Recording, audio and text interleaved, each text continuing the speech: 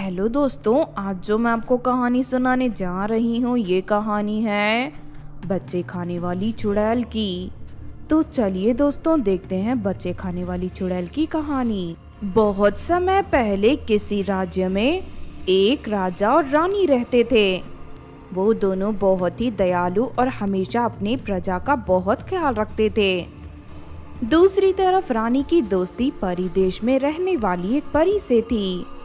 फिर कुछ समय बाद रानी गर्भवती हो जाती है।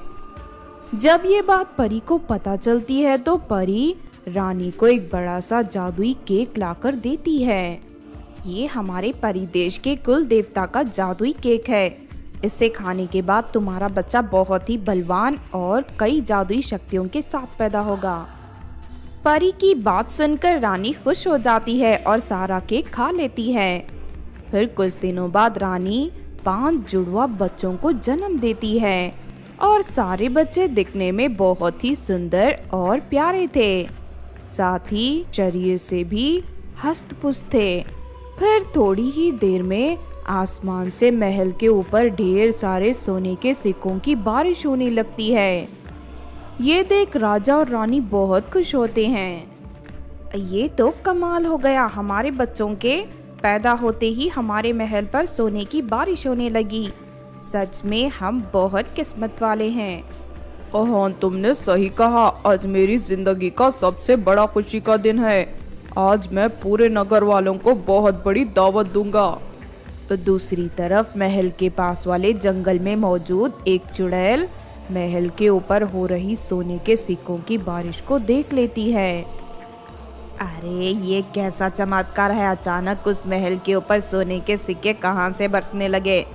मुझे जाकर सच्चाई का पता लगाना चाहिए। उसके बाद चुड़ैल अपने आप को एक औरत के रूप में बदलकर महल में पहुंच जाती है। तभी उसे वहां के लोगों से पता चलता है कि रानी ने 5 जादुई बच्चों को जन्म दिया है। उनके जन्म लेते ही महल पर सोने की सिक्कों की बारिश हो रही है। ये बात सुनते ही चुड़ैल खुशी से उछल पड़ती है। अब मैं रानी के 5 बच्चों को मार कर खा जाऊंगी। उसके बाद उनकी सारी शक्तियां मेरी हो जाएंगी और मैं इस पूरे इलाके की सबसे ताकतवर चुड़ैल बन जाऊंगी। उसके बाद चुड़ैल एक बड़ा सा मटका लेकर रानी से मिलने उसके कमरे में पहुंच जाती है। रानी जी, मैं आपके 5 बच्चों के लिए खास तरह का ताबीज लेकर आई हूँ। ये ताबीज इन 5 की हर मुसीबत में रक्षा करेगी। अरे वाह, ये तो बहुत अच्छी बात है। लाओ मुझे ताबीज तो मैं अपने बच्चों को पहना देती हूँ। रानी एक एक कर अपने 5 बच्चों के गले में ताबीज पहना देती है। लेकिन अगले ही पल रानी के 5 बच्चे हवा में उड़ते हुए मटके के अंदर चले जाते हैं। ये देख रानी को बड़ा आश्चर्य होता है। ये सब क्या है? मेरे बच्चे इस मटके के अंदर कैसे चले गए? आखिर तुम कौन हो? फिर अगले ही पल चुड़ैल अपने असली रूप में आ जाती है और जोर जोर से हंसने लगती है। अब मैं तेरे इन 5 बच्चों को मार कर खाने वाली हूँ। उसके बाद इनकी सारी शक्तियाँ मेरी हो जाएंगी। ये सुनते ही रानी जोर जोर से शोर मचाने लगती है। सिपाहियों जल्दी आओ, चुड़ैल ने मेरे बच्चों को कैद कर लिया है। रानी की आवाज सुनकर ढेर सारे सिपाही कमरे में दाखिल हो जाते हैं। फिर वो सभी सिपाही चुड़ैल को घेरकर उस पर वार करने लगते हैं। लेकिन चुड़ैल अपनी जादुई शक्ति से सिपाहियों की तलवार गायब करके उन्हें रस्सियों से बांध देती है। ये देख सभी सिपाही घबरा जाते हैं। उसके बाद चुड़ैल खिड़की से कूदकर बाहर भाग जाती है। दूसरी तरफ पूरे महल में खलबली मच जाती है।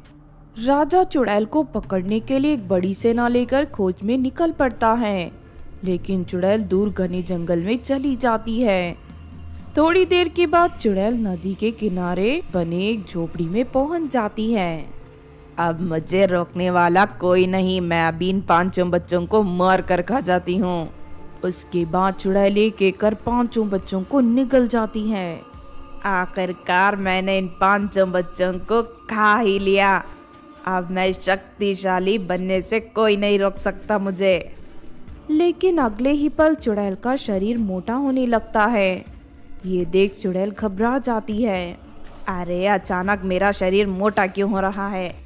देखते ही देखते चुड़ैल बहुत मोटी हो जाती है और अगले ही पल चुड़ैल का पेट फट जाता है और वो पांचों बच्चे चुड़ैल के पेट से बाहर निकल आते हैं। दूसरी तरफ चुड़ैल जमीन पर गिरकर दर्द से तड़पने लगती है। हाय मर गई रे, ये सब मेरे साथ क्या हो गया। फिर थोड़ी ही देर में चुड़ैल तड़पते हुए मर जाती है। तभी वहां राजा अपने सिपाहियों के साथ आ जाता है। चुड़ैल को मरी हुई देख राजा बहुत खुश होता है और अपने पांचों बच्चों को लेकर वापस महल चला जाता है। दूसरी तरफ अपने बच्चों को सही सलामत देख रानी बहुत खुश होती है और उन सबको गले लगा लेती है। इस तरह सब कुछ ठीक हो जाता है और वो सभी फिर से हंसी खुशी रहने लगते हैं।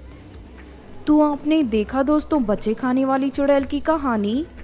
इस कहानी से हमें ये सीख मिलती है कि दूसरों का बुरा सोचने वाले लोगों के साथ हमेशा बुरा ही होता है, इसीलिए हमें कभी किसी के बारे में बुरा नहीं सोचना चाहिए। अगर ये कहानी आपको अच्छी लगी हो तो ज़रूर लाइक करें और हमारे चैनल को सब्सक्राइब भी कर लें। और हाँ दोस्तों, हमें कमेंट करके ज़रूर बताना कि आपको कहानी कैसी लगी।